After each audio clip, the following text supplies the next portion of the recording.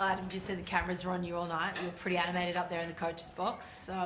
Good reason though. You happy with that though? I'm not happy with the antics and the camera being on me, but yeah, probably just a sign I was similar to the players. We were nervous, frustrated, anxious. So it's good to get the 2 points and get some lessons. You know, we can play better than that. We know that. Eric Count was pretty high tonight. Do you think you were, I guess, a bit lucky to walk away with the win? Yeah. Well, you make your own luck. We worked hard in the second half, but certainly, as I said, we can play a hell of a lot better, and we need to. But I think it was 53% completions in the first half to keep them at only one try, and then to keep them scoreless in the second half. And I think we got it up to around 73 without throwing a heap of numbers at you. It's still not acceptable, and we can play better. We know that. It's kind of a sense, Adam, that like you won the big moments at least, and kind of early in the season when things are scrappy. Is that the biggest thing you can take away? Yeah, look, there was some individual moments that I thought pulled us out. A couple of individual runs, really, Shill's run. I thought he had some moments in the second half that really shone. Dylan Lucas's run, Fletcher. So there was some individual stuff, but I don't think it was a very good complete team performance. We're better than that. But as I said, look, we could have easily lost that game. At 53% at half time, completions against the pretty opportunistic. If you're going to energise that sort of team with their players in there, then they're going to throw a bit of stuff at you. So, look, we found a way to win, and as I said, to have the 2 points coming home with us and then still know that you can play better and make the improvements, that's the challenge right now.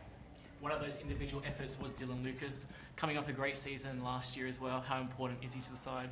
Yeah, massive. I thought he was outstanding with, a couple of, as you said, moments there, a couple of key runs, but even defensively, how he talks, he's a leader.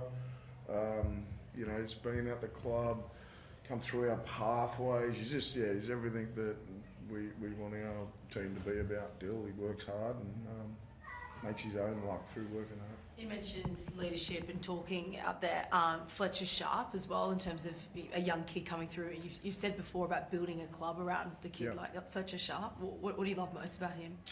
Oh, I think just Fletcher's a competitor. He's I've said a heap of times he's a footy nut.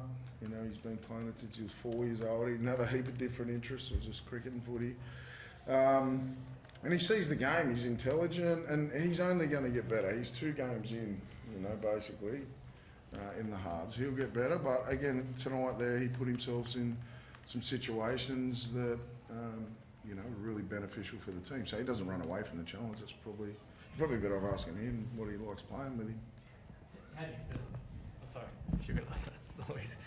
No, I was just going to say, how do you feel it sort of worked in attack tonight, Caelan, like with the new halves together and whatnot? I think the style we played in the first half probably wasn't not the right style, but I mean, first 5 games of this season, you win games on effort and completions. We created some opportunities, but at the same time, those turned into errors, and then those probably compounded. So I thought once we found our groove in the second half, and we can still be better.